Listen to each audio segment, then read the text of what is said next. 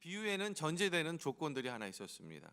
비유를 이해하기 위해서, 깨닫기 위해서는 믿음을 반드시 전제로 한다, 그렇게 말씀을 드렸습니다. 비유는 믿음을 전제로 하는 것입니다. 그래서 믿음으로 반응할 때 이 비유가 하나님 말씀 안에서 깨닫게 되어진다라고 그렇게 말씀드렸어요. 그래서 네 가지 밭에 대한 이야기를 했습니다. 네 가지 밭에 대한, 길가에 있는 밭, 돌 가운데 있는 밭, 가시떨기 나무에 있는 밭, 좋은 밭.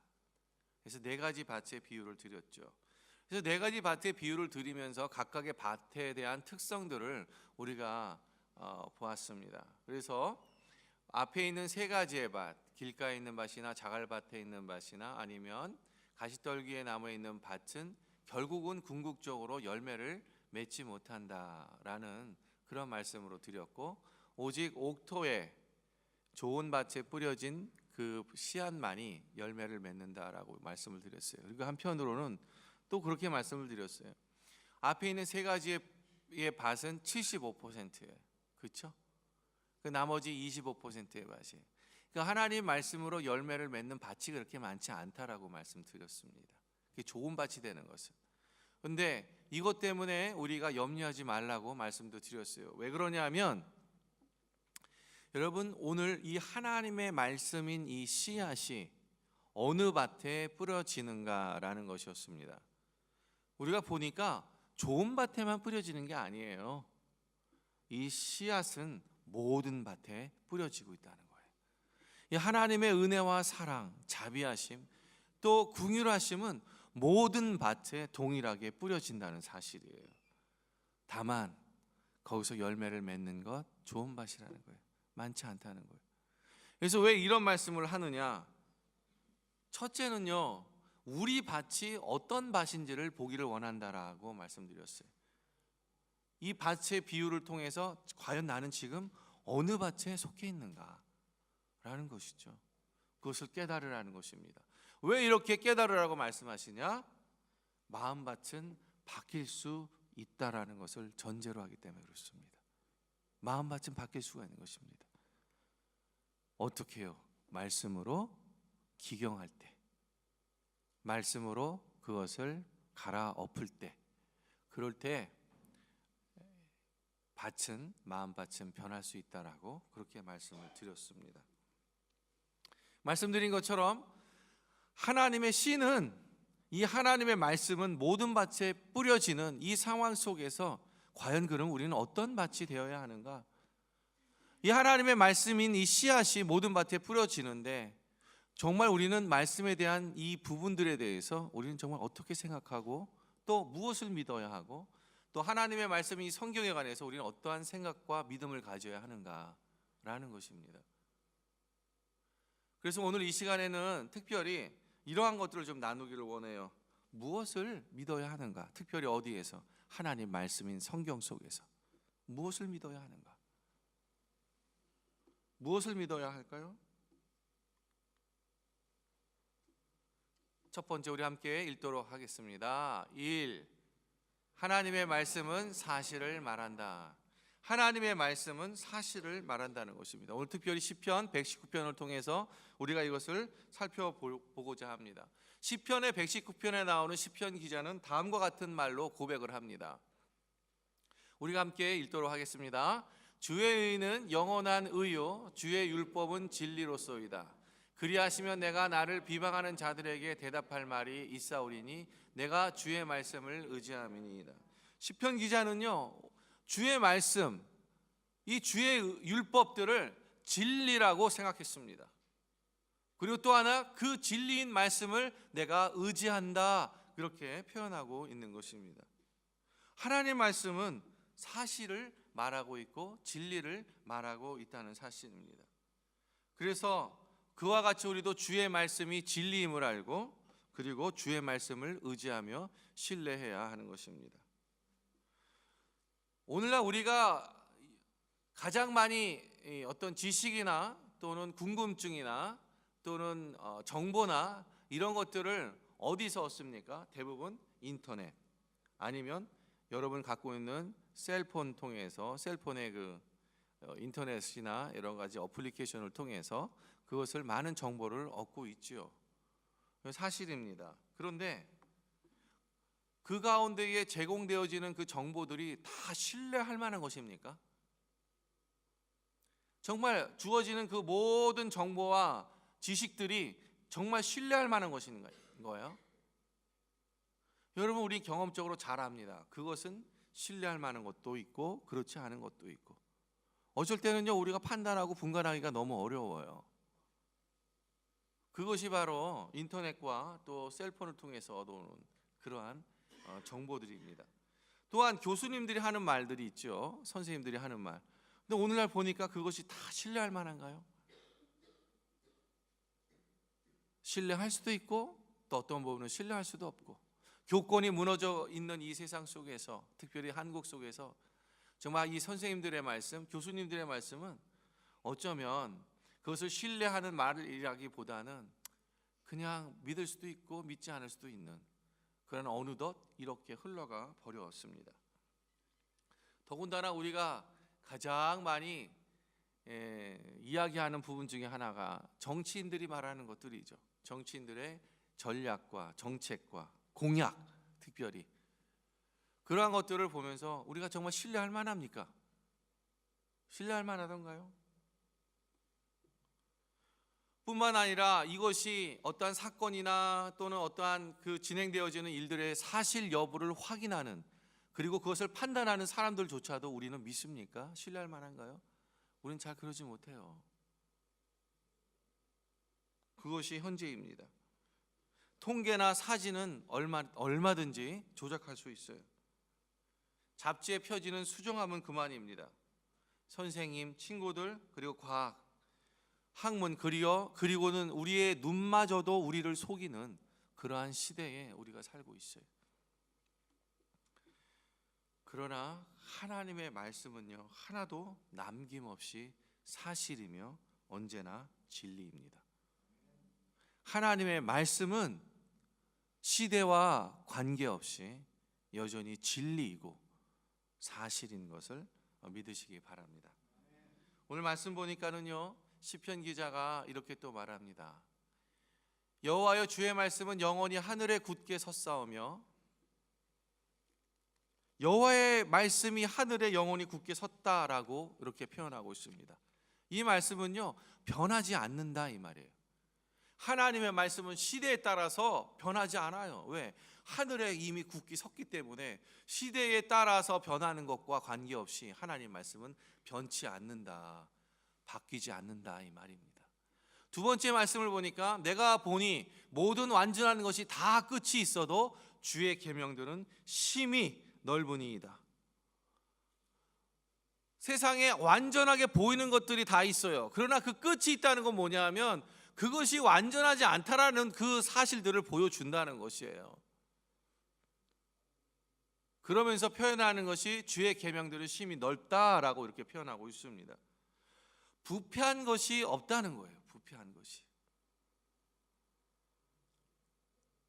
모든 것이 다 시간이 지남에 따라 다 드러나고 밝혀짐에도 하나님의 말씀은 부패하지 않아서, 그래서 그것이 끝이 없다, 넓다 이렇게 표현하고 있어요. 세 번째 주의 말씀 보니까요, 주의 말씀의 강령은 진리이오니 주의 의로운 모든 규례들은 영원하리입니다. 주의 모든 규례들이 영원하다 이렇게 표현하고 있어요.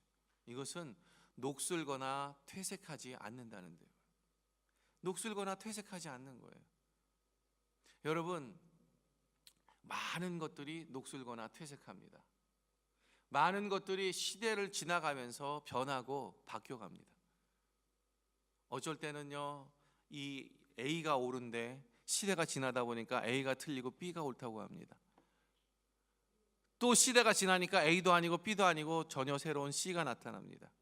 근데 C가 옳다고 해요. 또 시간이 지나니까 C도 아니에요. 다시 A로 갑니다. 이것이 세상의 학식이고 지식 아닙니까?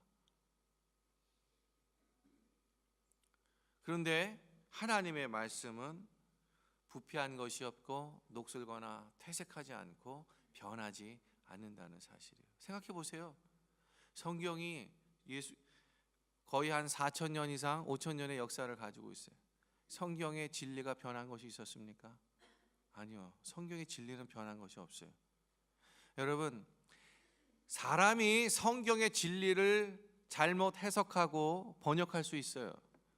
그러나 하나님 말씀 안에서의 이 변하고 퇴색되고 잘못된 것은 없습니다. 그래서 진리예요.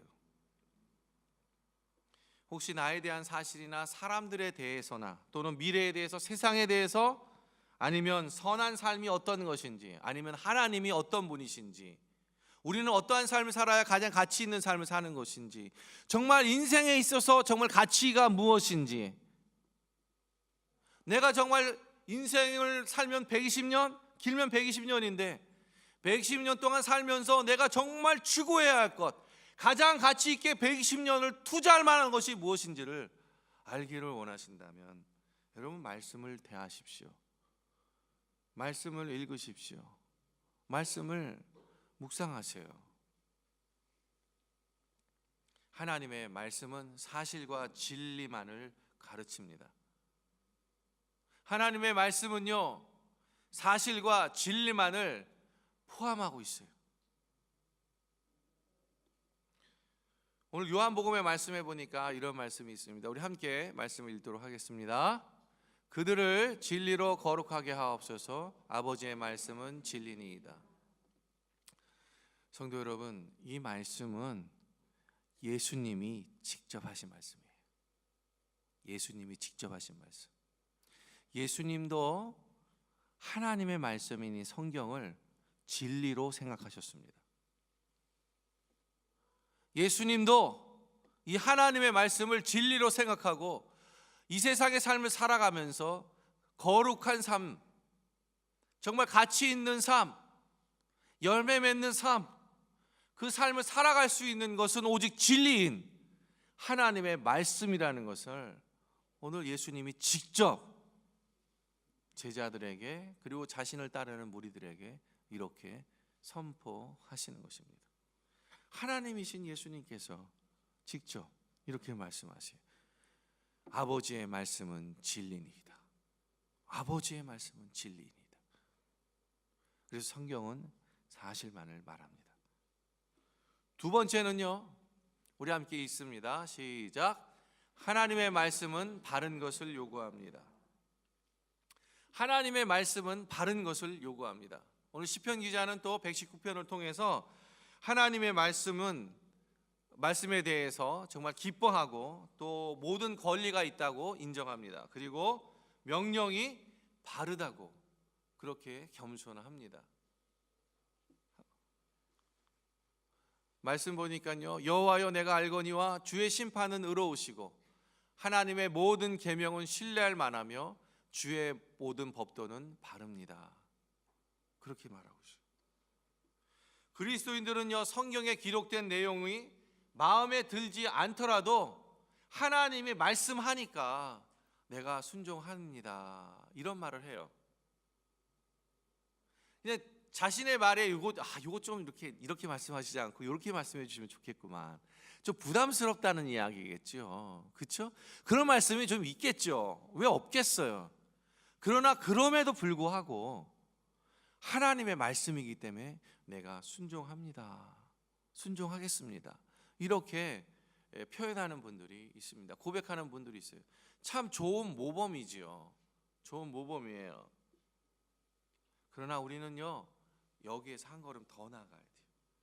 하나님의 그 모든 명령에서 선함과 의로움, 그것을 하나님이 하신 말씀은 모두 선하고 의롭다라는 그 믿음으로 우리가 나아가야 돼요. 내게 비록 그 말씀이 부담스럽고 또한 내가 그 말씀이 내 마음에 들지 않더라도 하나님의 말씀 자체가 진리이고 그리고 그것이 우리에게 있어서 바른 것을 요구하는 것이기 때문에 내가 그 말씀을 순종해야지 라고 하는 그 믿음의 걸음을 우리가 뛰기를 주님의 이름으로 소망합니다. 하나님이 사랑하시는 것은, 그런 말씀은 무엇이든지 기쁨으로 받아들여야 된다는 거예요. 이 쉽지 않아요. 하나님 말씀 내가 부담스러운데 그것을 기쁨으로 받아들여야 되는 거, 이거 되게 쉽지 않죠. 어렵죠. 누가 그럴 수 있겠어요. 그러나 여러분, 사실은 우리가 알아요. 뭘 압니까? 하나님의 말씀이 우리에게 유익하다는 것을 압니다. 그런데 그 유익하다는 거 아는데 하나님 우리에게 그 유익함을 더하기 위해서 그 말씀을 따라 요구하시는 것이 있어요. 순종하시는 것이 있어요. 근데 우리는요, 하나님이 우리에게 요구하시고 순종하는 것, 우리의 유익이 더 커지고 우리의 유익이 더 증대되기 위해서, 풍성하기 위해서 하나님이 요구하시는 것들이 있는데, 근데 우리는요, 그것을 하기 위해서 우리가 잠시 내려놔야 될 것들이 있는데 그것이 너무 커 보여요. 그래서 못 놔요. 그래서 그냥 거기에 있는 거예요. 내려놔야 되는데. 그래서 우리가 하나님의 말씀의 능력을 더 풍성하게, 더 많은 열매로 가져가지 못하는 이유가 여기에 있습니다. 무엇 때문입니까? 내려놓지 못하는 우리의 욕심 때문에 그렇습니다. 하나님의 말씀을 믿지 못하는 그 믿음 때문에 그래요. 하나님은 우리에게 바른 것을 요구한다는 믿음을 우리 안에 결정해야 하는 것입니다. 그렇게 할 때 우리가 가지고 있는 더 커 보이는 그것을 하나님이 진실로 우리에게 더 좋게 하고자 하고 풍성하고자 하는 그것을 향해서 나아갈 수 있는 거예요. 어떻게 생각하십니까? 알면서도 못해요. 왜? 내 눈에 그게 너무 커 보이니까. 그걸 놨다가는 내가 너무나 많은 손해와 너무나 많은 현재의 삶을 유지하기가 쉽지 않다고 생각하니까 어리석은 겁니다. 거기서 이제 그 수준으로 그냥 머무는 거예요. 그 수준에서 머무는 거예요. 만족하는 거예요. 근데 여러분 생각해 보세요. 그 수준도 시간의 지남에 따라 나의 만족도가 점점점 퇴색해집니다. 그리고 점점 그 영향력도 더 퇴색해지는 거예요. 하나님 이걸 너무 잘 알고 계세요. 결국은 그것 때문에 나의 영적인 삶이 점점점 시들어져 가는 거예요. 그리고 어느덧 나의 믿음이 더 이상 성장하지 못하고 어린 아이처럼 그냥 그 자리에 머물러 있는 것입니다. 그냥 젖이나 먹어야 돼요.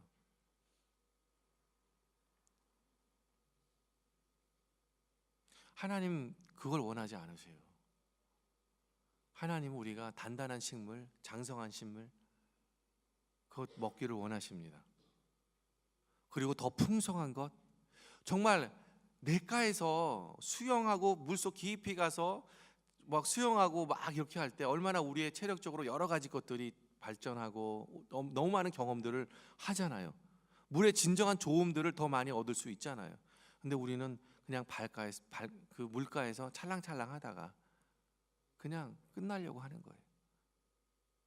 그러면서 이 물가에서 찰랑찰랑하는 그 인생이 마치 전부인 것처럼 그렇게 생각하고 살아가죠.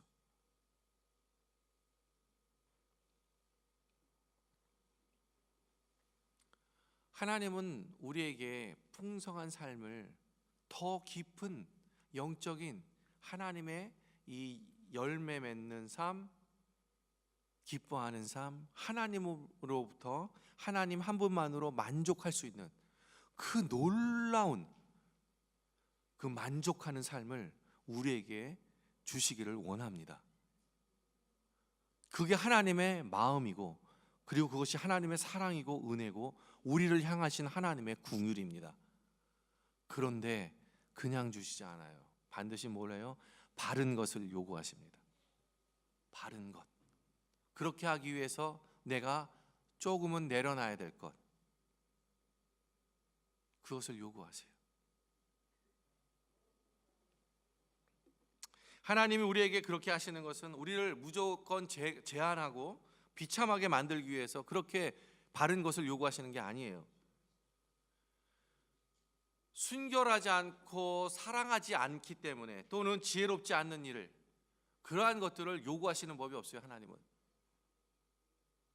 하나님은 좋은 것을 위해서 우리에게 바른 것을 요구합니다. 제가 왜 이렇게 말씀드릴 수 있냐면, 그것을 믿음으로 결단하고 그렇게 살아가기 시작할 때, 그 전에 경험해보지 못한 하나님의 더 깊은 만족감과 채워짐과, 그리고 하나님이 주시는 더 깊은 그러한 열매들, 풍성한 삶들을 누릴 수 있기 때문에, 경험할 수 있기 때문에, 그래서 말씀드리는 거예요.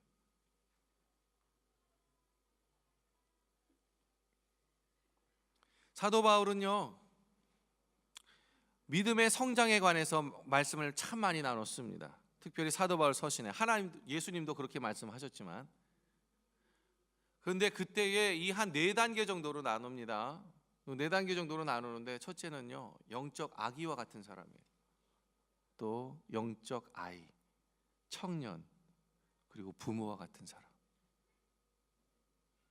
그렇게 나눠요. 오늘은 우리가, 예수님께서는 이 밭을 통해서, 이 밭의 비유를 통해서 이렇게 영적 성장의 과정들을 쭉 나누어 계시지만, 그러나 사도 바울은 그렇게 구체적으로 더 이야기합니다. 우리들은 어느 자리에 있습니까? 영적인 아기입니까? 아직도 젖을 줘야만 먹고 젖을 줘야만 기뻐하고 그렇습니까? 아니면 영적인 아이들입니까? 아니면 조금 하나님의 사랑을 알아서 좀 달려가기를 원하는 청년 쪽에 있습니까? 그러나 아직 온전히 자신의 삶을 다 드리지 못하고, 자신이 좋아하는 것 좋아하고, 하나님의 교회를 섬기고 성도를 섬겨도 자신이 유익하고 자신이 열매를 낼 수 있고 자신의 영향력을 발휘할 수 있는 곳에서만 그렇게 하십니까? 아니면 영적인 부모처럼 사랑과 헌신과 희생 때문에 하나님이 자신을 사랑하는 그것이 너무 커서, 그래서 사랑하고 헌신하고 기꺼이 자신의 것들을 내어주고 나눠주는 그러한 삶 속에 있습니까?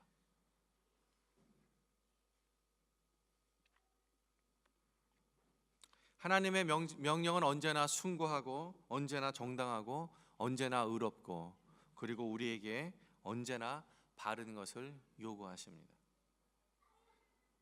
이 말씀을 들으면서 마음속에, 그래, 하나님이 나에게 요구하시는 거 정말 바른 것을 요구하시지.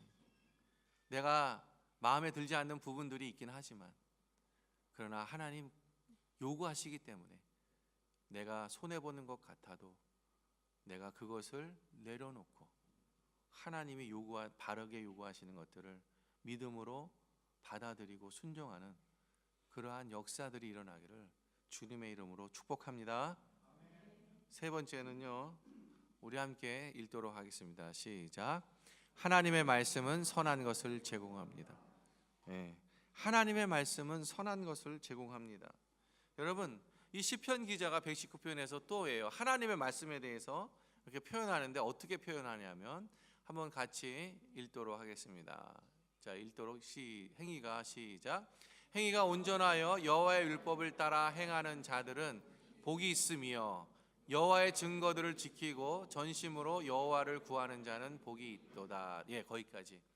여러분, 여호와의 율법, 하나님의 말씀을 행하는 자들은 뭐라고요? 복이 있다. 복. 아니, 그냥 복이 있대요. 하나님 말씀을 그대로 따르고 순종하고 하는 것들이 복이 있다라고 말씀합니다. 왜? 하나님의 말씀을 통해서 선한 것들을 제공하기 때문에 그래요. 그리고 전심으로 여호와를 구하는 자는 복이 있도다. 내가 주의 모든 계명에 주의할 때에는 부끄럽지 아니하리이다.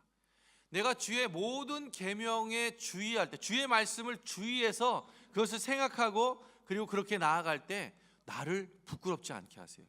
수치스럽게 하지 않아요. 내가 주의 말씀을 놓치고 내 뜻대로 살아가고 내 마음대로 살아가는 것이 좋고 그것이 자유처럼 보이고 그것이 뭔가 나에게 무언가를 주어지는 것 같이 보여지는 그 상황 속인 것처럼 보여지지만, 그러나 결국 주의 모든 계명을 주의하지 않을 때, 내 뒤로 놔둘 때 결국 내가 어느 순간에 수치를 당하는 자리에 가는 거예요. 생각해 보세요. 내가 어려울 때가 언제였는가? 내 마음이 평안하지 않아서 부끄러울 때가 언제였는가?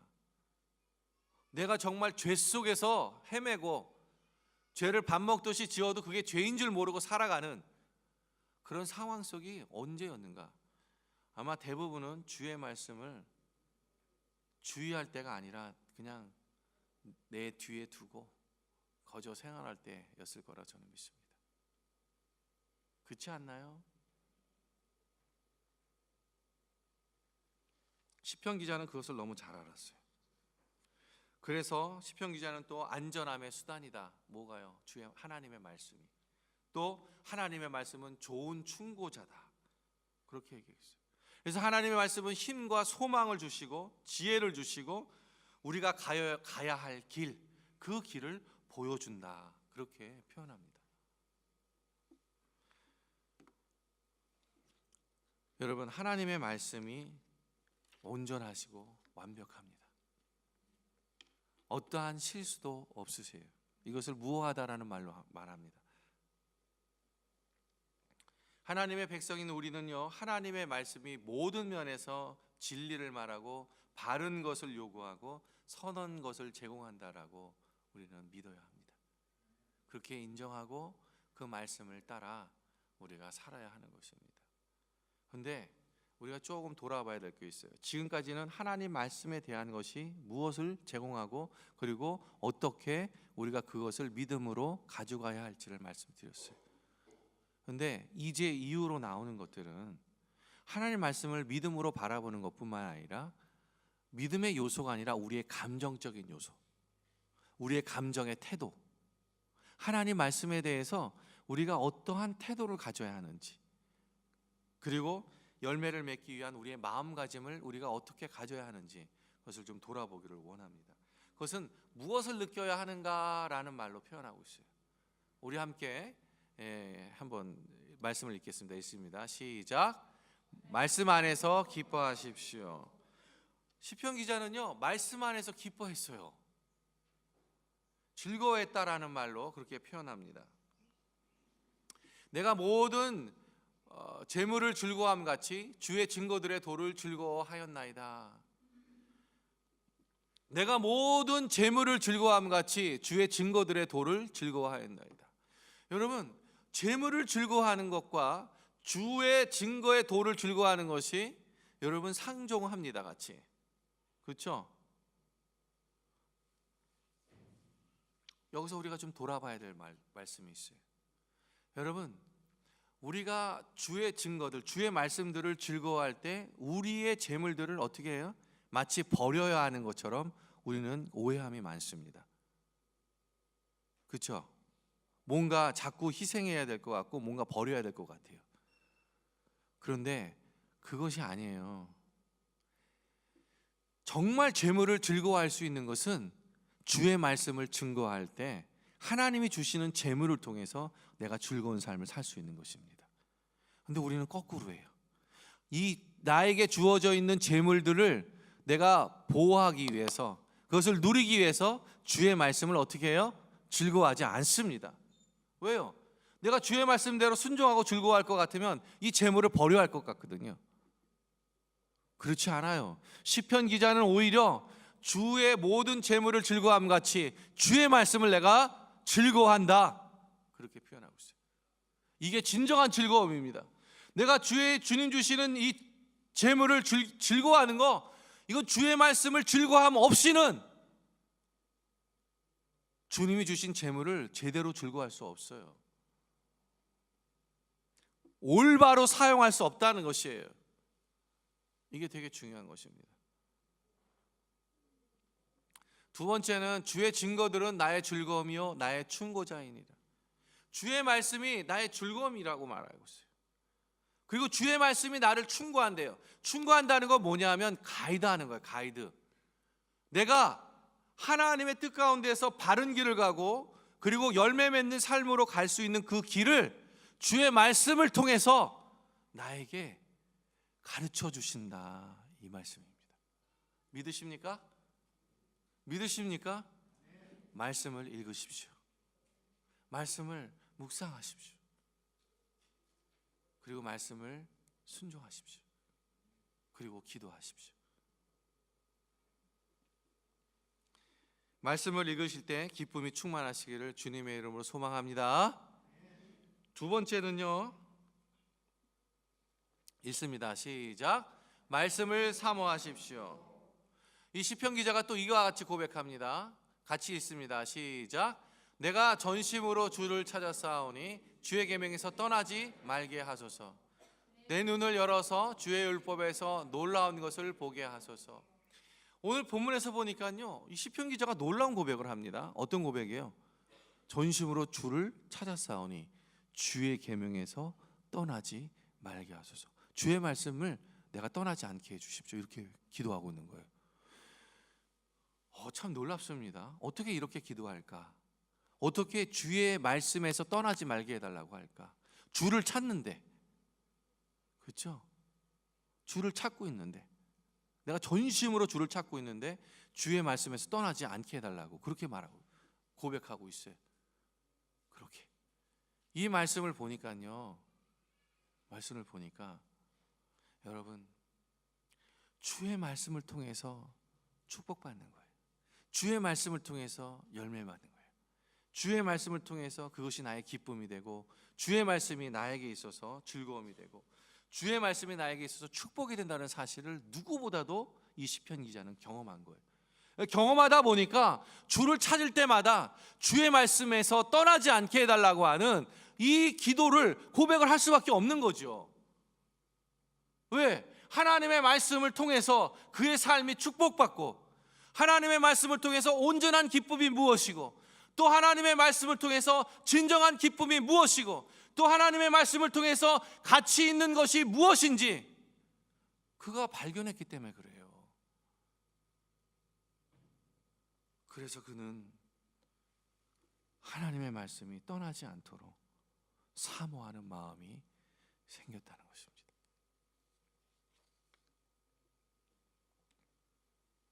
누구나 그렇듯이 열망은 우리의 삶에 활력을 갖다 줍니다. 우리가 아침에 눈을 뜨고 그리고 우리가 꿈꾸면서 기도하는 것, 그것이 다 열망 속에 포함되어 있는 거죠. 우리는 결혼이나 자녀, 손자, 손녀, 직장, 승진, 집, 휴가, 또 안정, 비자, 비즈니스, 사업, 장래, 그런 모든 것들에 대해서 나름대로 열망들을 갖고 있습니다. 근데 이 중에는 선한 열망도 있고 선하지 못한 열망도 있어요. 근데 이렇게 막 뒤엉켜져 있는 이러한 열망 중에서 하나님의 말씀을 알고 깨닫는 것, 그리고 지키는 것에 대한 열망은 우리가 얼마나 가지고 있습니까? 그 열망을 얼마나 가지고 있어요? 하나님의 말씀이 나를 하나님의 좋은 길, 그렇죠? 그 길로 인도해 준다라는 것 알고 있고, 좋은 결과를 가져온다는 것도 분명히 알고 있고, 인생의 참된 충고자고 참된 길을 안내하는 안내자라는 사실을 분명히 알고 있는데, 그럼에도 불구하고 우리는 얼마나 하나님 말씀을 읽고 보고 묵상하는데, 기도하는데 열망을 갖고 있습니까?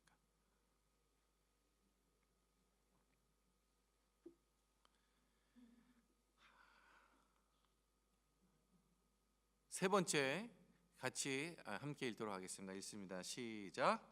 하나님을 의지하십시오. 말씀을 의지하십시오. 이 시편 기자가 또한 말씀 가운데 고백하는 것이 있어요. 뭐냐 하면 같이 읽습니다. 내가 주의 증거들에 매달려 싸우니 여호와여 내가 수치를 당하지 말게 하소서. 매달렸대요. 하나님의 말씀에 매달렸답니다. 매달렸다는 말은 depend on이라는 말 썼어요. 의지했다. 전적으로 내가 그것을 의지했다, 이렇게 표현합니다. 의지했다.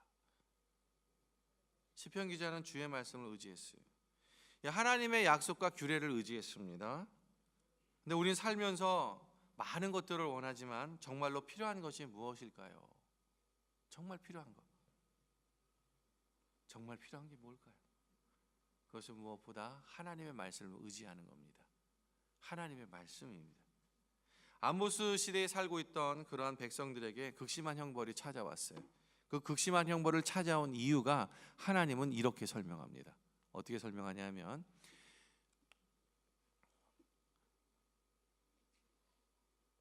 죄송합니다. 내가 기근을 땅에 보내리니, 하나님이 기근을 그 땅에 보내겠다라고 말씀합니다. 그 이유가 여호와의 말씀을 듣지 못한 기갈이라. 아모스 선지자를 통해서 하시는 말씀이에요. 하나님의 말씀을 듣지 못하기 때문에 오는 기근이 이 이스라엘 백성에게 왔다라는 것입니다. 사실 사랑하는 성도 여러분, 이 기근도 굉장히 무섭죠. 그러나 이 기근보다 더 무서운 것이 무엇이냐? 저는 생각해 봤을 때 그거는 하나님의 침묵입니다. 하나님의 침묵. 하나님이 말씀하지 않을 때, 그 영혼에 대해서 말씀하지 않고 그냥 그저 자기가 살아가는 방식대로 내버려 둘 때, 이 하나님의 침묵이 저는 가장 무섭습니다. 결국은 하나님의 침묵으로 그 영혼이 지옥의 나락으로 떨어지죠. 그래서 참 어렵습니다. 무섭습니다. 어쩔 때는.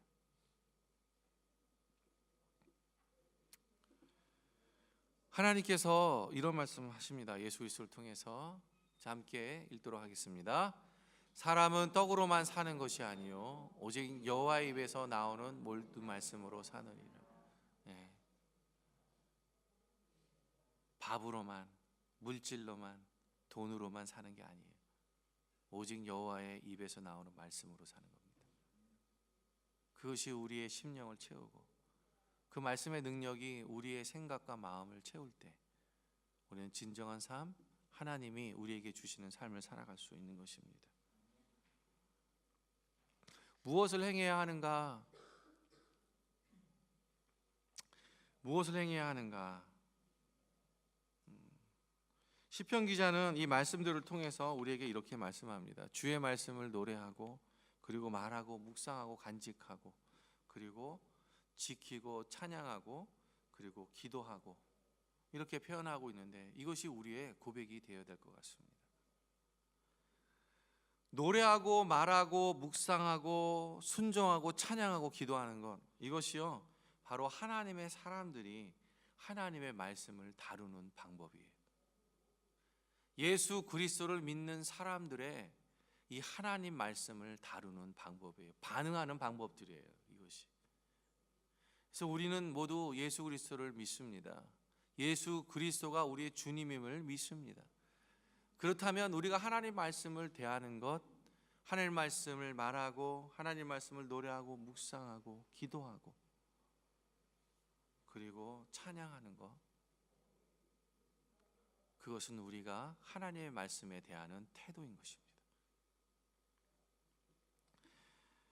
성경을 읽고 신뢰하기를 소망합니다. 그리고 그 말씀에 굳건히 서기를 소망합니다.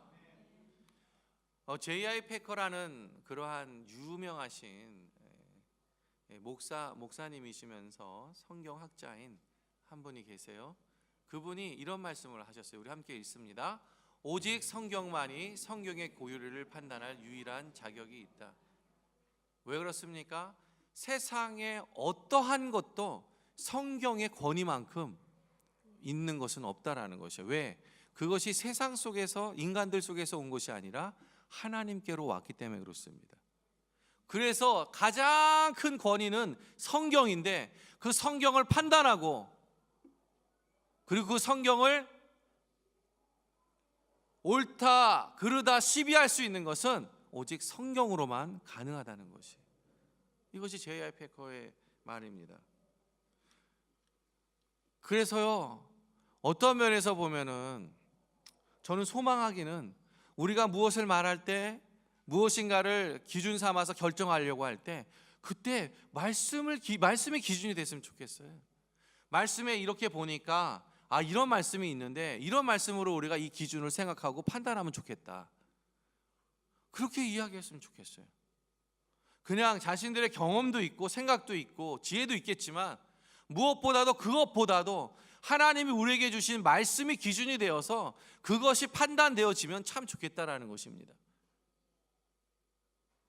그렇다면 우리가 말씀을 참 많이 알아야 하는데, 그리고 말씀을 또 많이 깨달아야 하는데, 여러분 말씀을 많이 알고 깨닫는 것은 교회를 내가 1년 다니고 2년 다니고, 아니 10년 다니고 20년 다닌다고 해서 그것이 그렇게 말씀을 많이 알고 깨달아지는 게 아니에요.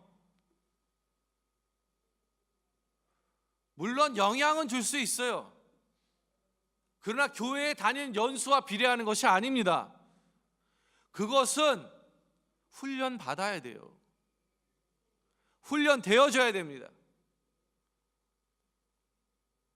디모데가 내가 어려서부터 성경을 알았나니, 너가 그 성경을 통하여 내 할머니 외조부와 내 어머니로부터 말씀의 훈련을 받았다라고 사도 바울은 디모데에게 표현하는 것처럼 훈련이 되어져야 돼요. 그냥 저절로 얻어지는 게 아니에요. 필요한 것입니다. 저절로 돼요? 저절로 성경이 암기가 되고 말씀이 암기가 되고 저절로 성경이 깨달아지고 저절로 성경이 읽혀집니까? 그것은 내가 시간을 투자하고 노력해야 하는 것이에요. 절대 그냥 얻어지지 않습니다. 왜? 하나님의 진리인데요. 세상에서, 아니 이 세상에 존재하는 것 중에서 가장 권위 있는 것인데 안 그렇습니까? 그것이 거저었습니까? 그러나 하나님이 약속하신 게 있어요. 무엇을 약속하셨냐? 정말 그 마음에 하나님을 찾고자 하는 사람들에게, 그리고 말씀을 대하고자 하는 사람에게 하나님이 밝히 그 말씀을 통해서 하나님의 음성을 들려주시겠다라고 우리에게 분명하게 말씀하고 있습니다.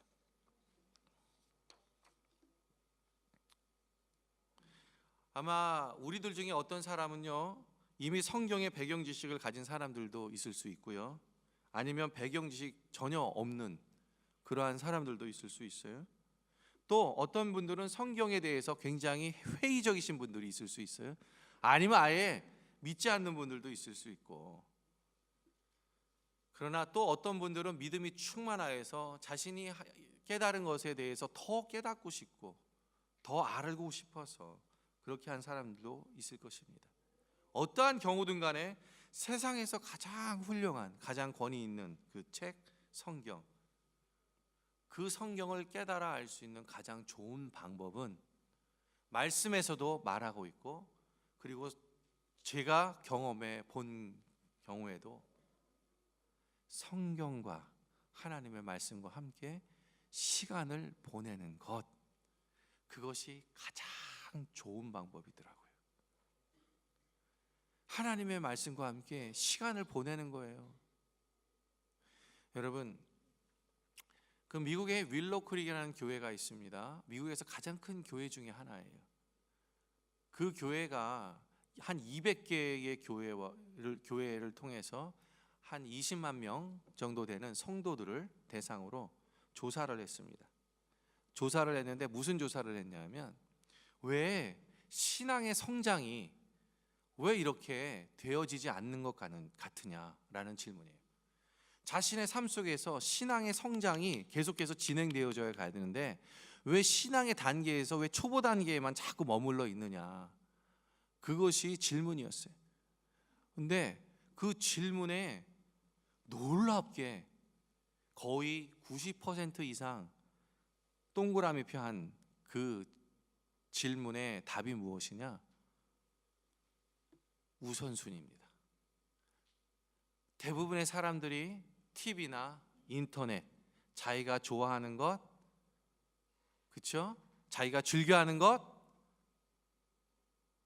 그것보다 하나님의 말씀을 읽는 것에, 또 묵상하는 것에 우선순위를 두지 않기 때문에 그렇다고 얘기해요.